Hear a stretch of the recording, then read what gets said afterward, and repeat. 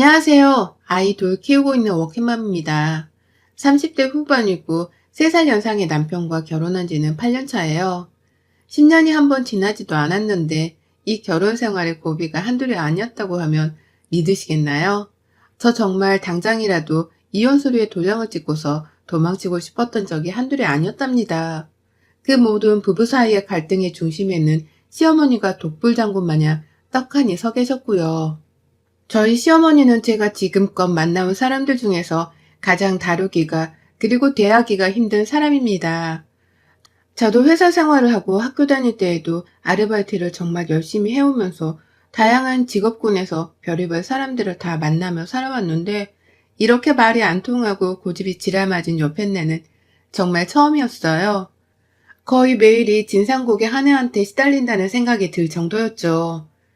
8년 전 결혼을 할 때 시어머니께서 이 지랄맞은 성격을 제게 적나라히 보인 적이 있었습니다. 예단을 적게 해온다는 이유로 잘 진행되어 가고 있던 결혼을 뒤집어 엎겠다고 난리를 피우신 적이 있으셨죠. 그때 사람 면전에다가 대고서 니네 부모님은 돈이 없으면 얘 결혼을 시키지 말던가 라고서 소리를 쳐대신 모습에 당장 36개 주랭랑을 쳐서라도 도망을 나왔어야 했는데요. 전 그저 내 부모님이 돈이 없어 이런 수치를 당한다는 어리석은 생각에 무조건 잘못을 했다고 빌었습니다. 더 예단을 챙겨오겠다고. 그런데 곧 죽어도 돈이 없어서 이 이상까지 준비를 하려면 다른 결혼 준비에 차질이 생긴다면서 엄청 매달렸었네요. 결혼도 안 했던 애비 며느리가 자존심을 팍팍 구기면서 그러고 있으니 우리 시어머니께 제가 얼마나 우습고 만만하게 보였겠어요. 하지만 전 그 당시에 결혼을 애정대로 실행하기 위해서는 그게 최선이라고 생각을 했습니다. 청첩장까지 다 뿌리고서 저희 부모님 허락까지 다 받아놓고 예물내단이 오고 가는 상황이었기 때문에 저 하나만 자존심이 상하면 된다고 여겼는데 이게 평생의 제 결혼을 괴롭힐 줄은 정말 예상도 못했네요.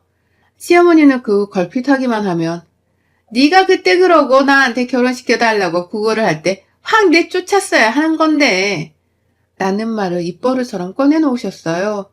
제가 돈 없다고 봐달라 사정을 하는 걸 구걸을 한 것이라고 더 하찮게 표현을 하면서 저를 하대하셨죠. 그래도 제가 며느리이고 당신 아들의 와이프인데도 어머님께서는 늘상 저를 구걸하는 그 며느리 이상 혹은 이하로도 보질 않으셨어요. 용케도 지금까지 직장을 다니고 있는 게 너무 신기하다면서 회사에서도 잘릴 뻔한 걸 구걸하면서 다니고 있는 게 아니냐는 소리까지 하셨을 정도였습니다. 정말 지독하신 분이죠. 그런데 이런 사람을 저는 급기야 합가까지 해가면서 함께 살았어요. 정확히는 결혼하고 2년 만에 시아버지가 지병으로 돌아가시는 바람에 어머님이 혼자가 되신 그 후부터였죠. 평소 만만하던 며느리한테 합가를 하자는 말 따위는 아주 식은 죽 먹기의 제안이었을 겁니다. 그리고 아니나 다를까 시어머니께서는 남편에겐 설득을 하고 저한테는 통보를 하면서 합가를 할 거라고 말을 전해오셨죠.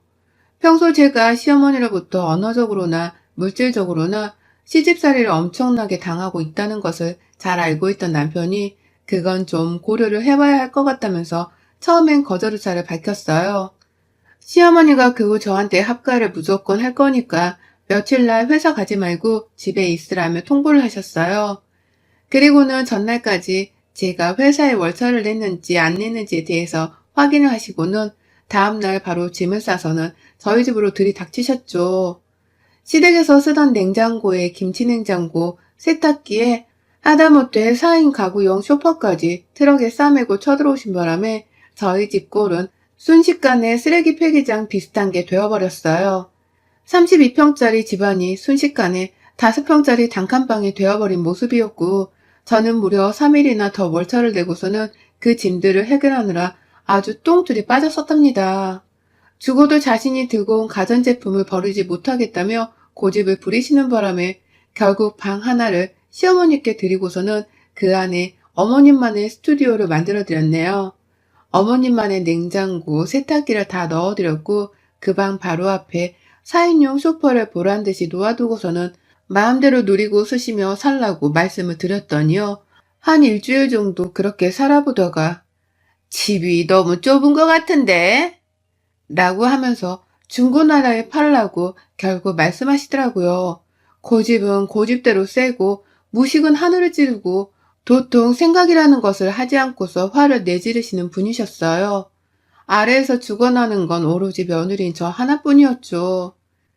그렇게 어처구니가 없게 합가가 불현듯 시작이 되었고 저는 애들을 낳고 키우는 사이에 시어머니까지 챙겨드리면서 정말 지독하리만큼 1분 1초가 모자란 직장맘의 삶을 살았습니다.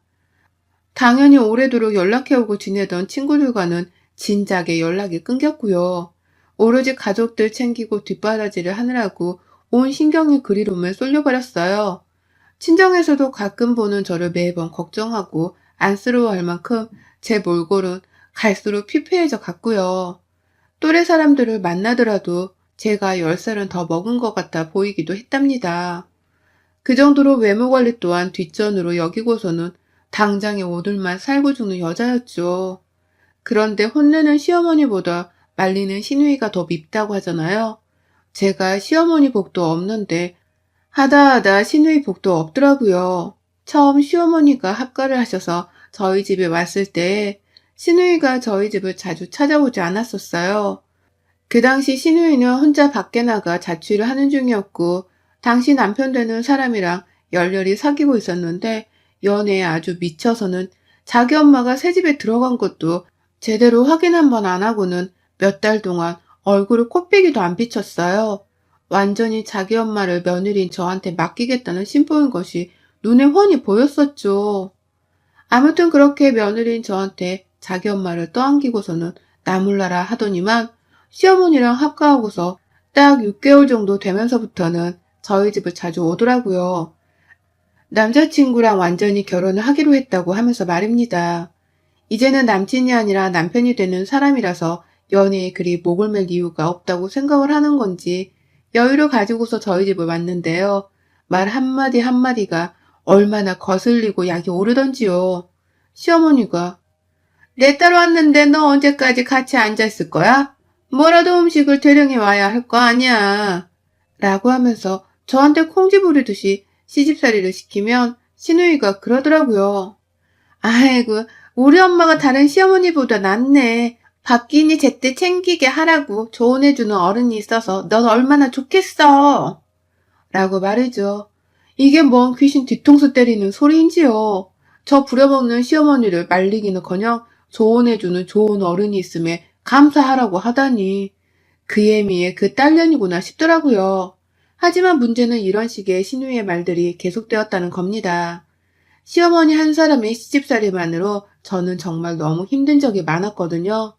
회사 갔다가 집으로 오는 길이 육아전쟁을 하는 전쟁터인 것만 같기도 했는데 동시에 시어머니를 상대해야 하는 지옥불에 가는 것도 같았습니다. 여러모로 집에 가는 게 시어머니 하나 때문에 괴로웠어요. 남편도 저를 어떻게든 도와주고 챙겨주려고 배려를 많이 하는 모습이었지만 그러면 시어머니가 더 불같이 화를 내면서 저를 괴롭히거나 시집살이를 부려댄 바람에 오히려 남편이 나서주지 않는 것이 저에게 이득이었습니다. 뭐 하나라도 도와주겠다고 남편이 앞치마를 대신 매기라도 하며 그날 저희 집은 정말 시어머니의 불호령으로 인해 전쟁터를 방불케 하는 소음이 퍼져나갔어요. 남자가 앞치마를 매는 사이에 마누라라녀는 도대체 뭐하고 있는 거냐면서 젖단 년 하나 손에 물 묻히게 하는 게 그렇게 싫으면 차라리 내가 하겠다면서 자신이 두 팔 걷어서는 막 싱크대 안에 보란듯이 손을 담그는데 아휴 그 진상짓에 결국 남편이랑 제가 두 손 두 발을 들고서는 항복을 하고야 말곤 했죠. 제가 할게요. 제가 하려고 했어요. 라고 하면서 결국 최종적으로 설거지를 하는 사람은 다름 아닌 저였고요. 그리고 이런 짓은 시누이가 집에 왔을 때에도 계속 되었고요. 시누이는 한창 결혼 준비를 하고 있었는데 저한테 그러더라고요. 난 진짜 우리 엄마 같은 시어머니 만나면 너무 화끈해서 좋을 것 같아. 답답하게 구는 시어머니를 만나느니 그냥 이렇게 성격 화끈하고 시원시원한 사람 만나는 게 난 진짜 훨 좋아. 넌 우리 엄마 같은 시어머니 만나 복 받은 줄 알아. 라고 말이죠. 아무것도 아닌 일로 며느리한테 소리를 지르며 혼을 내는 걸 가지고서 화끈한 성격이 좋은 것이라고 말을 하더니 뭐 이딴 년이 다 있나 싶더라고요. 자기도 이제 곧 누군가의 며느리가 될 텐데 어째 내 마음을 이리 하나도 몰라주나 싶어 원망스러웠습니다. 애초에 기대했던 건 없었기 때문에 섭섭한 것은 없었고요. 아무튼 신우이는 이런 식으로 결혼 준비를 한다는 그 2년 반이 넘어가도록 쭉 이렇게 저를 괴롭혔어요. 결혼 준비에 무슨 차질이 생긴 건지 바로 식도 안 올리고 무려 해를 2번이나 넘어가면서 질질 끌더라고요. 그러는 와중에 제가 자신을 결혼 못하고 있는 불쌍한 여자로 보는 게 싫었는지 저는 아무 소리를 하지 않았음에도 불구하고 먼저 나서서는 좀 더 예쁜 결혼식을 하려고 돈 많이 들어간다 해서 대출 더 받으려고 돈 좀 모으고 하려고 라면서 결혼이 늦춰진 이유를 들먹였고요. 중간중간 제가 시어머니께 혼이라도 나면 별것 아닌 일인데도 크게 공감을 하면서 우리 엄마니까 이런 건 혼만 내지 다른 집 시어머니들이었으면 벌써 손찌검 했어. 넌 드라마도 안 봐? 김치도 던지고 하잖아. 우리 엄마니까 그런 일이 없는 거야. 너 진짜 감사하면서 살아야 해. 남편 잘 만났지. 시어머니도 잘 만났지. 라고도 했어요. 그때 제가 정말 진심으로 바랬었습니다. 어디 너는 진짜로 네 얼굴에 김치포대기 던지는 독종 중에 독종이 시어머니를 만나라고 빌었습니다. 어디 한번 제대로 시어머니한테 시집살이를 당해보고서 피가 쪽쪽 빨리는 결혼 생활을 해보라고 말입니다. 하지만 그 후 신우이가 결혼을 하고서 공식적인 유부녀가 된 후에도 신우이는 참 멀쩡하게 잘 살았습니다. 오히려 자신은 결혼하고서 다니던 직장까지도 그만두고 나서는 저희 집을 더욱 제 집처럼 드나들었어요. 저는 계속 회사에 출근을 해야 했기 때문에 아침에 전쟁같이 아이들을 어린이집에 보내놓고 나면 바로 회사를 갔거든요. 그러면 집에 시어머니밖에 없으니까 신우이는 더 편안하게 제 집 마냥 드나들었죠. 뭐 제 방 하나 들어와서 뒤지고 만지고 하는 건 너무나 오래전부터 당연스레 겪었던 일이었기 때문에 제가 뭐라 거들 말이 없고요. 문제는 신우이 입에서 나오는 그 말들이 너무 짜증이 난다는 거예요. 결혼 전이나 후나 자신은 시집살이를 당하지 않는다는 자랑질을 어찌나 하면서 저를 괴롭히던지요. 본인 눈에도 제가 자기 엄마한테 시집살이를 당한다는 것이 다 보였으면서 그걸 안다는 사람이 우리 시어머니는 그렇게 안 해. 어찌나 말을 곱상하게 하시는지 난 진짜 전생에 나라를 구한 것 같아. 넌 전생에 나라라도 팔아먹었니? 라면서 저를 바짝 약올렸죠. 이게 어찌 보면 시어머니를 매기는 소리였는지라 한편으로는 속이 시원하기도 했거든요. 하지만 시어머니 표정이 약간이라도 안 좋아지고 제 표정이 조금이라도 웃는 표정이 되면 형님은 뭐가 웃겨? 우리 엄마 정도면 시집살이도 아니고 양반이지. 너같이 시댁의 정성도 안 붙는 얘가 우리 엄마 같은 시어머니랑 같이 살면 영광인 줄 알아야 하는 거야. 너 같은 애가 언감생심 라면서 절 재차 나무랐어요. 그저 입 밖으로 나오는 말들은 저를 까내리고 비하하기 위함이었고요.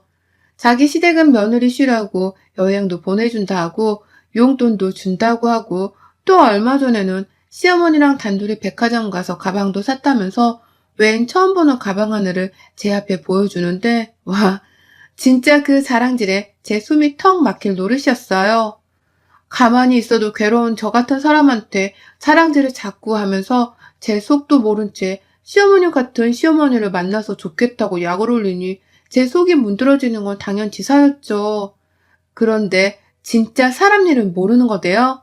지난주 주말 똑같이 신우이가 제 앞에서 자기 시댁 자랑질을 했었고 저는 그날 시어머니께 화장실 바닥에 있는 머리카락 몇 가닥을 안 치웠던 이유로 정말 크게 혼이 났었어요.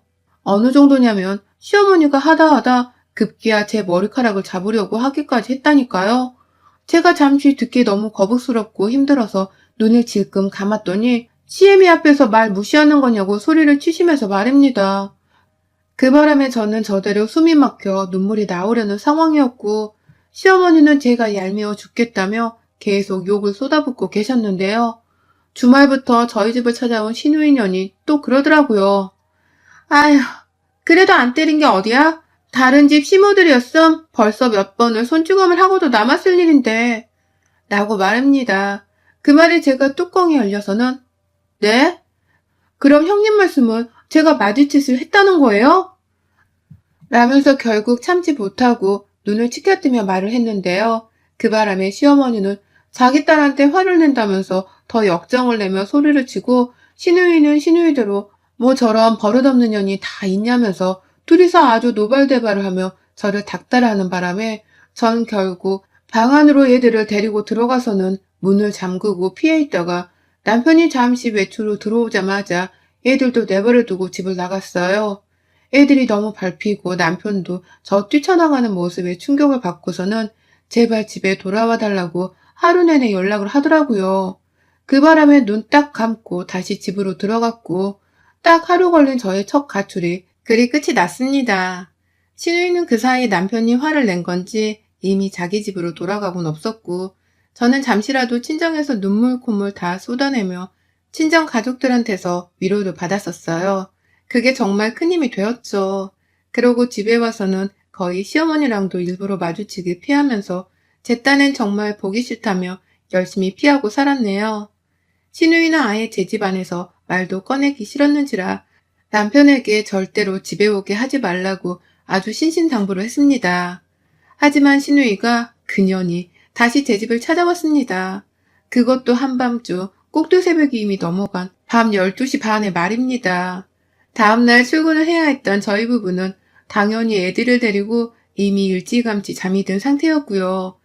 시어머니도 아침잠만 없으실 뿐 밤에는 잠을 잘 주무시는 분이어서 모두가 잠들어 있었는데 시누이가 차마 그 새벽에 남의 집 문을 두드려댈 수 없었는지 제 핸드폰으로 전화를 한 거예요. 그리고는 아주 소곤소곤한 말로 나 지금 집 밖이야. 얼른 나와서 문 열어. 라며 명령질을 하더라고요. 그 꼭두 새벽에 전화를 한 년이 어디다 대고 남의 집 문을 열어주라 마라 명령을 하는 건지. 그 황당함 자체인 상황에 저는 잠이 홀라당겼고 남편을 깨워 같이 나가볼까 하다가 뭔 일인지 하도 이상하다면서 일단 문 밖을 나가봤어요. 그리고는 문에 달린 구멍으로 밖을 내다봤는데요. 세상에, 저 진짜 제 두 눈을 의심했어요. 구멍 속에서 보이는 시누이의 모습이 아주 개판이더라고요. 얼굴 한 면이 죄다 시뻘겋게 물들어져 있던 바람에 제가 놀라지 않을 수가 없었어요. 이게 피인가? 설마 누구한테 맞고서 피를 흘리는 건가? 싶은 오만 생각이 다 들어서는 문을 열어주겠다고 저도 모르게 인간적인 본능부터 먼저 발동을 했습니다. 그리고서는 시누이가 평생토록 저한테 했던 짓거리들을 까마득히 잊은 채 이 불쌍한 년을 도와주겠다며 현관문을 여는 그 순간 역 같은 김치 냄새가 아주 화염방 마냥 훅 하고 제 코를 찌르는데 그제서야 알겠더라고요. 신우년 얼굴과 몸까지 뚝뚝 떨어져 흘러내리고 있는 그 시뻘건 액체의 정체가 무시무시한 피가 아니라 김치국물이라는 것을 말이죠. 그러고서는 내 집에 들어오겠다고 현관문을 같이 잡아당기는 신우의 행동에 저는 또다시 인간적인 본능으로 그 손을 막아냈습니다. 저 또한 순식간에 문을 제 쪽으로 잡아당겼고요. 문을 닫자마자 바로 신우이한테 전화를 했어요. 신우이는 밖에서 아씨, 야, 너 씨, 죽여버린다. 라는 식으로 오만 협박성 말을 꺼내면서 문을 당장 열어달라고 소곤거리고 있었습니다.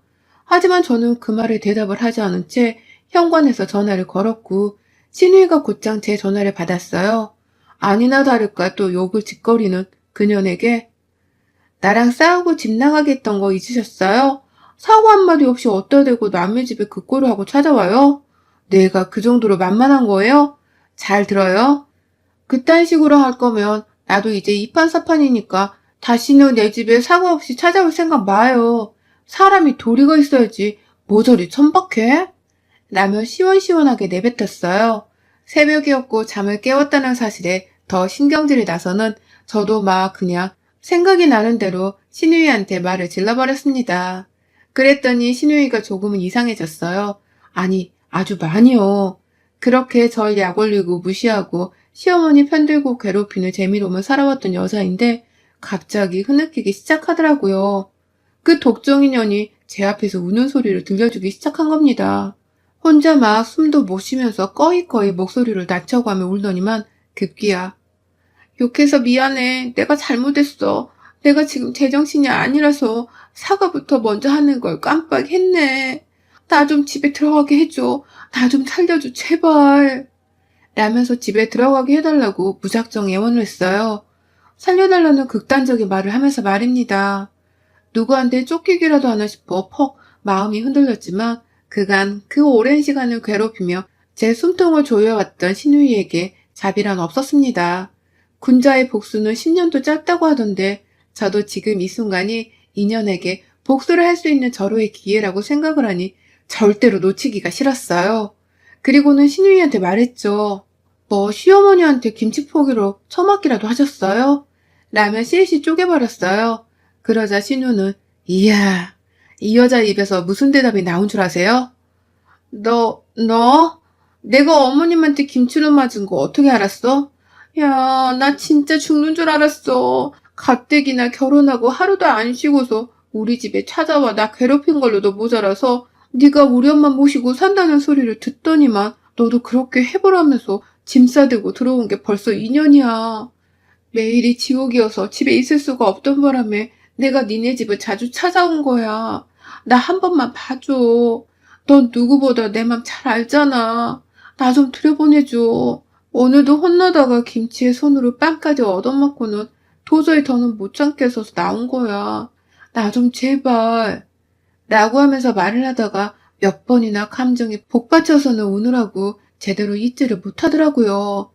평상시에도 집으로 무작정 찾아와서는 우리 시어머니가 저한테 한 것처럼 신우이한테도 시집살이를 당해왔고 그렇게 살아오다가 벌써 합가를 하고서 산 지가 2년이 되었다니. 이 소리를 단 한 번도 제 앞에서 한 적이 없었고 오히려 시집살이를 당하는 저를 괴롭히며 살아왔던 신우이였는지라 전 정말 기가 막혔습니다. 저도 모르게 참나 이야 이거 진짜 유물이네 라면서 이 기도 한차는 사실을 받아들이겠다며 생각에 잠겨있는 사이 신우이는 이대로 김치국물을 씻지도 못하고 호텔에 갈 수도 없다고 하며 저한테 무조건 문을 좀 열어달라고 아주 사정을 하더라고요. 무조건 이 집에서 김치국물을 씻어내야 한다는 마음가짐으로 말입니다. 그러면서 그제서야 저한테 실토를 했습니다. 내가 그간 너무 독하고 못되게 굴었지 내가 네 처지를 알면서도 너를 이해해주기는커녕 그냥 난 더 잘 산다는 모습만 보이고 싶어서 그래서 너한테 못되게만 굴게 된 건데 나도 내가 왜 그랬는지 모르겠어. 우리 엄마는 아직 아무것도 모르니까 나 그냥 조용히 들어가서 씻고 얼른 잠만 잘게. 애들 방에서 꼽사리 껴서 잘게 응? 라고 말이죠. 그간 오히려 자신의 암흑 같은 사생활을 감추기 위해서 제 앞에서 더 못되고 얄미운 말을 하며 지내왔다고 하는데 그걸 변명이라고 하는 건가 싶더라고요. 집 필요할 때만 찾아와서는 이리 도움을 요청하는 간사함이라니. 이제 와서 다 미안했다면서 제가 받은 상처를 정당화시키려 하다니. 그러니 저는 더 이상 참을 수가 없었습니다. 이대로는 절대로 신우이가 자신의 과거를 정당화시키게 내버려 둘 수 없다며 문을 열었어요. 그리고는 신우이의 그 김칫국 묻은 얼굴에다가 제 손으로 직접 신우이 뺨을 내리쳤습니다. 그리곤 신우처럼 소곤거리면서 말을 했죠. 이게 어따 대고 이제 와서 용서를 빌어? 네가 한 짓거리를 용서받고 싶으면 네 엄마 데리고 평생 내 눈앞에서 꺼지던가. 아님 너라도 제발 내 시야에서 사라지라고. 달린 주둥이라고 아무 소리나 짓거려? 확 주둥이 찢어버릴라. 라고 하면서 한 달을 더 때리겠다며 제 손을 더 치켜 세워 들어올리니 신우이는 그게 무섭다고 지레 겁을 먹고선 어깨를 움츠리더라고요. 아마 자신의 시어머니께도 늘상 그런 식으로 맞고 혼이 났는지라 버릇이 들린 듯 했습니다. 결국 신우이는 찔끔거리더니 군말도 못한 채 입을 다물었고 저는 그런 신우이를 양껏 노려보다가 보란듯이 문을 닫았어요. 화장실로 곧장 들어가서 제 손에 묻은 마른 김칫국물을 닦는데 와 기분 묘하대요. 나를 그렇게 약올리고 괴롭히던 신우이가 정작 시집살이를 당하다 못해 김치포기로 싸대기까지 맞아가는 독종 중에 독종 시어머니를 대하고 있었다는 사실이 믿겨지지 않아서 말입니다. 그날 신우이는 결국 자기 엄마한테 자신의 모습을 보이기 싫었는지 더 이상 제 집 문을 두드리지도 않고 연락도 하지 않았어요. 뭐 혼자서 쪽팔림을 무릅쓰고는 호텔이라도 찾았겠죠. 호텔에서 들여보내줬는지는 모르겠지만요. 아무튼 인생사 세옹주마라는데 시누이가 시집살이를 당하고 사는 며느리였을 줄이야. 내 시어머니보다 독한 시어머니를 시어머니로 모시고 살고 있을 줄이야. 이제 보니 전생에 나라를 구한 건 저이고 나라를 팔아먹은 건 시누이인가 봅니다. 역시 사람은 인생을 한 치 앞도 내다볼 수 없으니 현재의 주변 사람들을 잘 챙기며 살아야 하는 건가 보네요. 시누이 하나 덕분에 저는 공자도 부럽지 않은 깨달음을 얻었습니다. 저의 유쾌한 이 사연이 지금쯤 시집살이 혹은 시누이살이로 괴로운 며느리분들께 소소한 즐거움이 되었기도 바라봐요. 여러분의 생각은 댓글로 남겨주세요. 오늘도 시청해주셔서 정말 감사합니다.